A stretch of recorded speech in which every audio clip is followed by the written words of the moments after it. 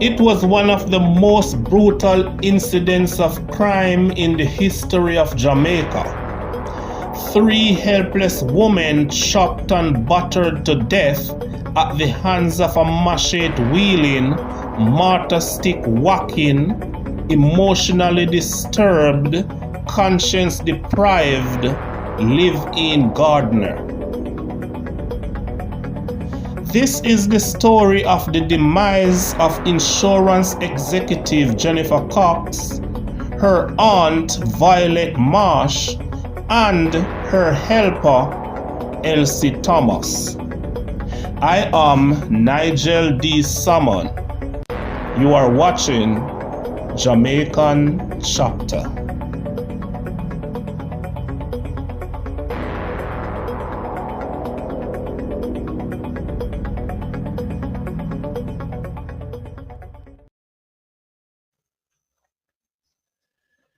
Jennifer Cox was born in Kingston, Jamaica on Friday, October 10, 1947.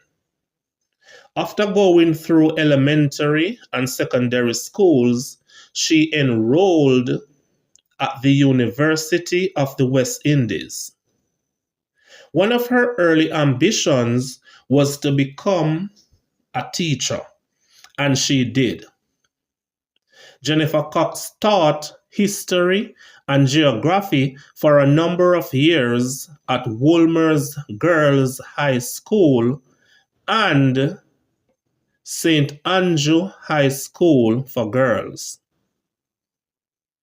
In 1970, she left the profession of teaching, and in August of the same year, she joined the Insurance Company of the West Indies, ICWI, as an underwriter. 3 years later, in 1973, she became company secretary.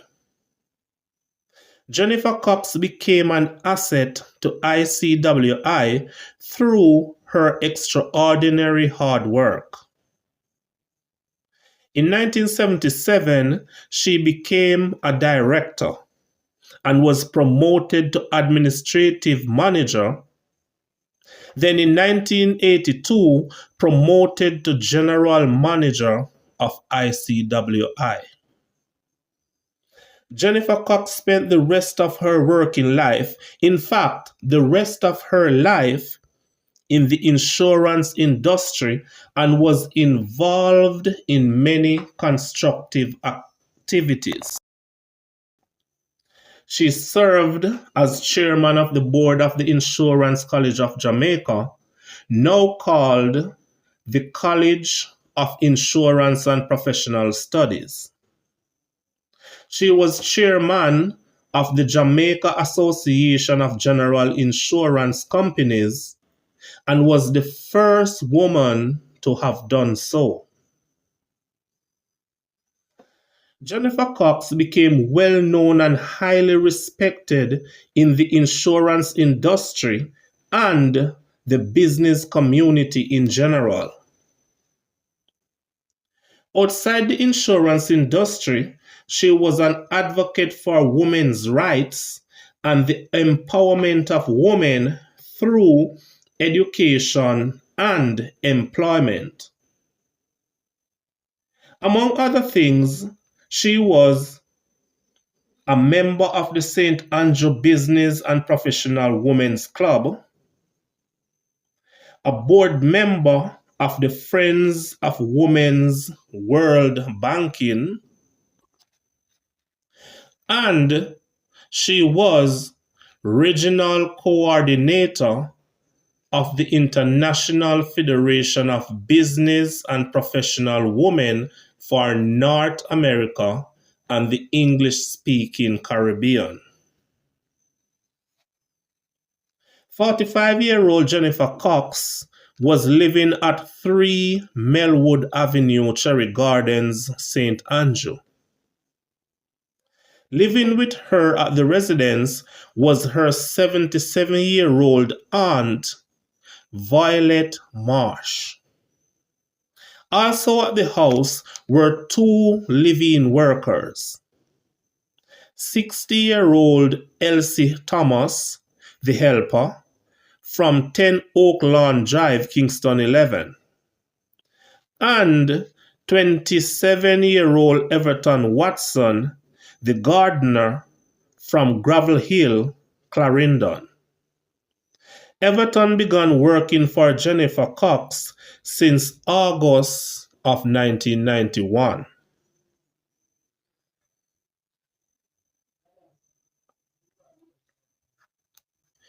On the morning of Tuesday, April 6, 1993, Jennifer Cox called Elsie, the helper, and Everton, the gardener, about a matter. The matter was a contentious one. Jennifer found out that 150 Jamaican dollars, a reasonably large sum back in 1993, had gone missing from an envelope in the house. She asked both the gardener and the helper the obvious question: who took the $150 from the envelope in the house? 60-year-old Elsie, the helper, quickly denied taking out the money. She must have then looked over at Everton, the gardener, with a suspicious look. But Everton quickly stood up in his own defense, stating firmly that he did not steal the $150. Jennifer Cox looked at the facial expressions of the helper and gardener discerningly. She then told Everton not to come back into the house before sending the both of them back to work.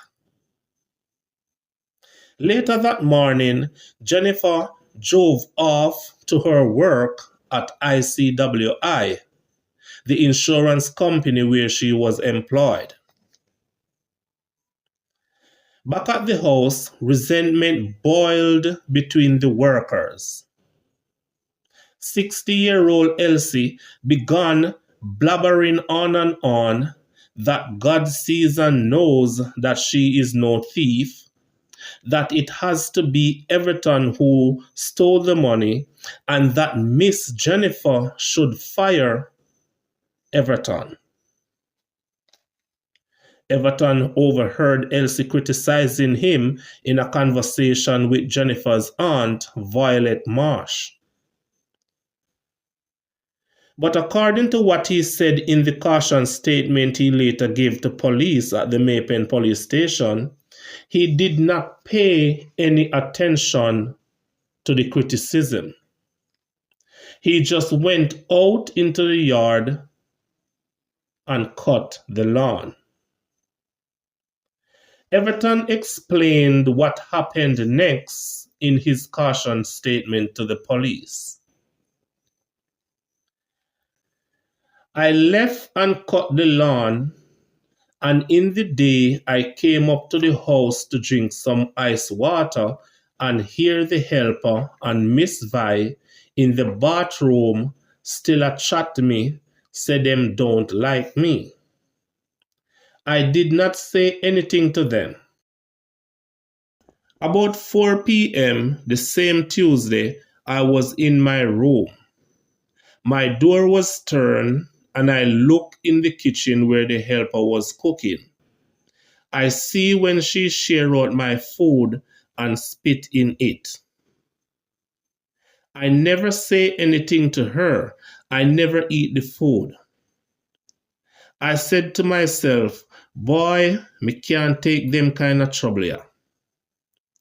At the time, something just come across my mind, and I see she go into the bathroom, and after she bath herself and come back out, I take up a piece of big stick outside and use it to lick her in her head.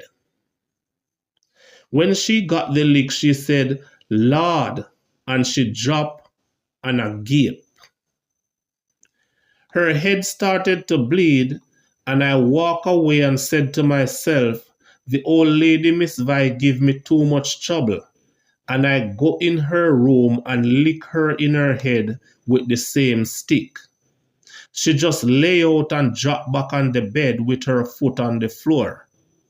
I look at her and see like she raised her head, and I lick her another time in her head and she just go down. Her head burst and started to bleed. I was outside in the yard and I hear when the boss, Miss Jennifer, a driver come in, and I just run in the house and dodge her in a room next to Miss Vi's room.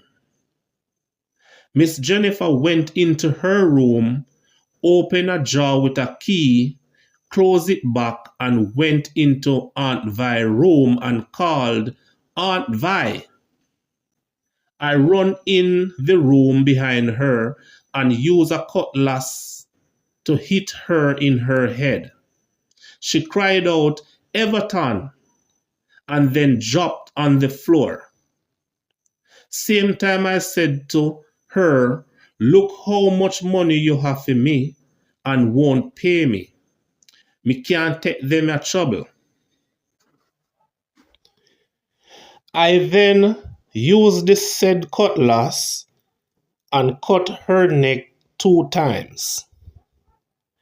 I then searched Aunt Vi's handbag, which was on a chair in her room, and find $600 and take it.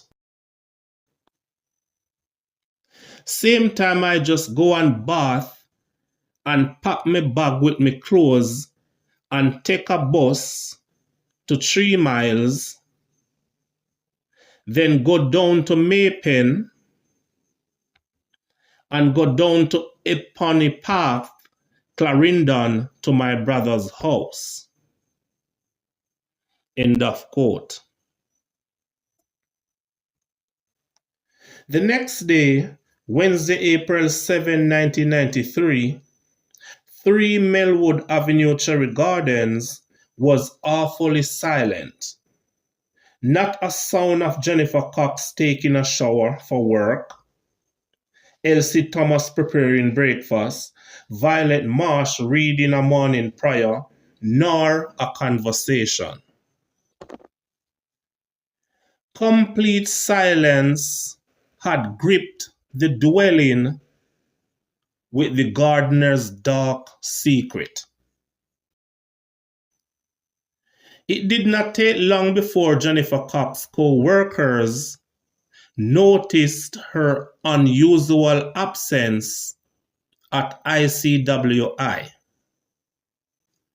Telephone calls were made to her residence, but the phone just rang and rang without an answer. Knowing Jennifer Cox as punctual and well organized, Dennis Lolar, head of ICWI, and a co-worker decided to check on her. They arrived at the Melwood Avenue home shortly after 9:30 a.m. When they got no response after calling Jennifer, they entered the house and discovered the gruesome murder scene.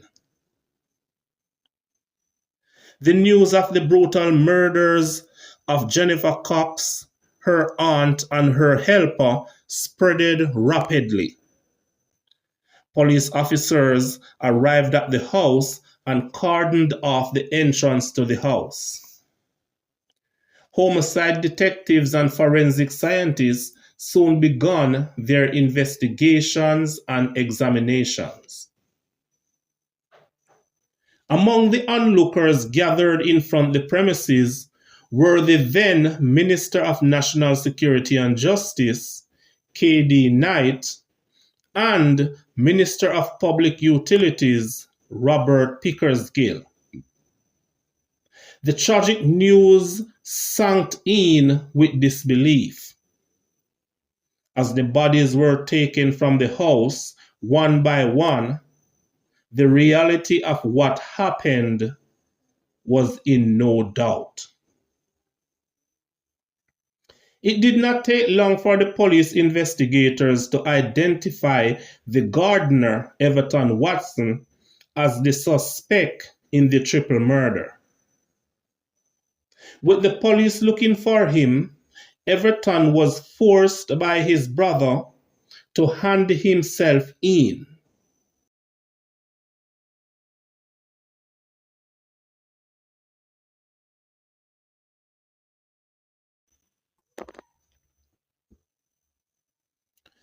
Autopsies were carried out on the bodies of Jennifer Cox, Violet Marsh, and Elsie Thomas on Wednesday, April 14, 1993, by pathologist Dr. Royston Clifford. The autopsy reports are as follows. Jennifer Cox received a chop to the back of the head, a gaping chop to the back of the neck extending to the spine, a chop to the skull, a wound which split the right ear, and a slit to the neck which severed vital blood vessels and other structures. On her death registration form, Dr. Royston Clifford wrote her cause of death as multiple sharp force injuries. Elsie Thomas, the helper, received one cut wound to the forehead, her skull fractured, and 5 stab wounds to the chest and abdomen. Her cause of death was given as blunt force injuries to the head. Violet Marsh received 3 chops to the skull by a machete. Her cause of death given as sharp force injuries to the head.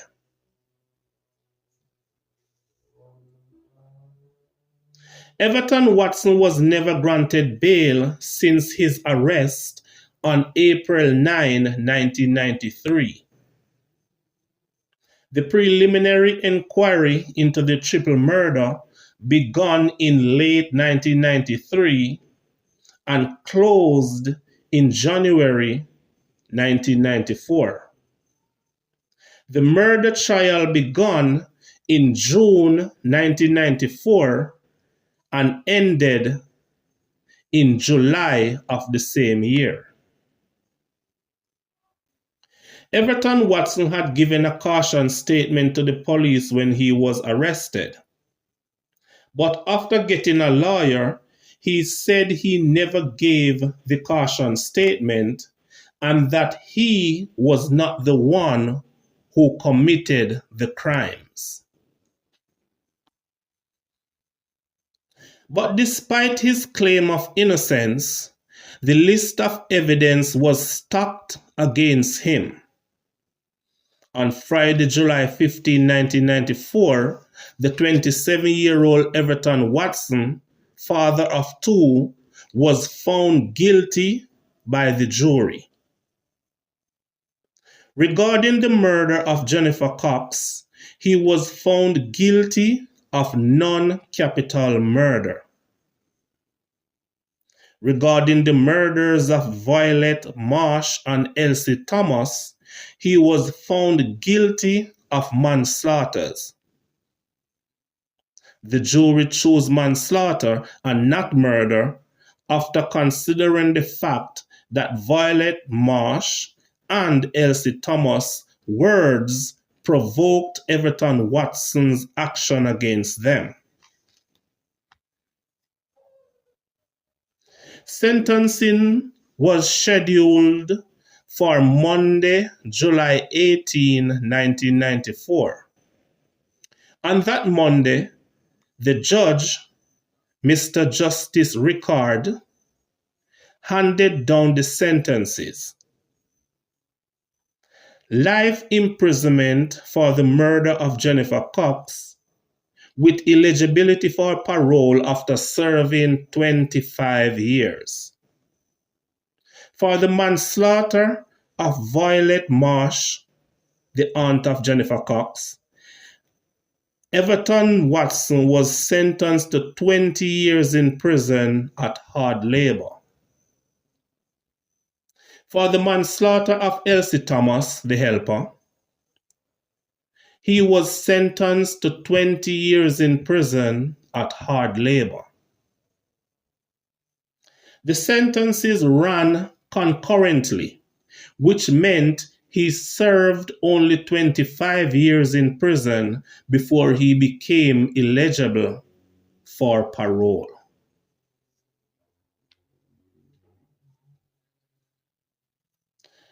The funeral for Elsie Thomas, the helper, was held on Sunday, April 18, 1993, inside the chapel at Dovecot Memorial Park in St. Catherine. Her body was later buried there, Dovecot Memorial Park, after the funeral. Elsie Thomas died leaving 3 children, Debbie Ann Martin, Garth Martin, and Janice Martin. The funeral for Jennifer Cox and her aunt Violet Marsh was a bigger event. Thousands turned out for the double funeral at the University Chapel on Friday, April 16, 1993. Many individuals from the insurance industry and the business community in general were in attendance. The mourners were headed by the then Governor General Howard Cook and included Jamaica Labour Party leader Edward Seaga, private sector leaders, cabinet ministers, and members of the diplomatic corps. Jennifer Cox's casket was brought into the University Chapel by women who had known and worked with her. The female pallbearers walked cheerlessly while they clutched the casket with palpable grief. The casket with the body of Violet Marsh was brought into the University Chapel with the same sense of grief. Reverend Dr. Cleve Grant of the Constant Spring Church of God delivered the sermon. After much singing, remembrance and eulogy, and other funeral service activities, the 2 caskets were led from the University Chapel. The bodies of Jennifer Cox and her aunt, Violet Marsh, were later cremated. Thanks for watching.